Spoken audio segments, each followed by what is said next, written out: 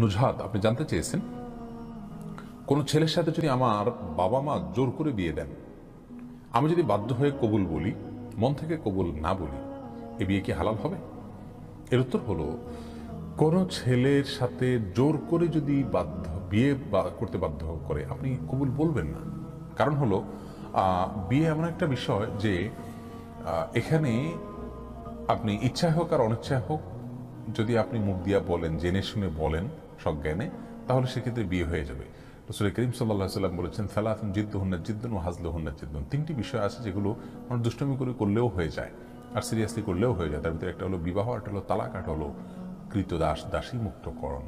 যার কারণে আপনি কবুল বলবেন না যদি আপনাকে জোর করা হয়, এবং আপনি আপনার সর্বশক্তি সেটাকে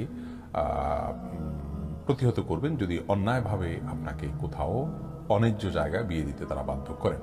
কিন্তু আপনি যদি কবুল বলেন এবং সম্মতি জানান মুখ থেকে, তাহলে সেক্ষেত্রে বিবাহ কিন্তু সংগঠিত হয়ে যাবে। অবশ্য আপনি সেটা নিয়ে মামলা করা বা সংশ্লিষ্ট দের কাছে এই বিবাহ ভাঙার জন্য আবদার করা, সে সুযোগ আপনার নৈতিকভাবে শরীয়ত দৃষ্টিকোণ থেকে আপনার রয়েছে, যেহেতু আপনার এই কবুলটা ছিল অনেকটা জোরপূর্বক।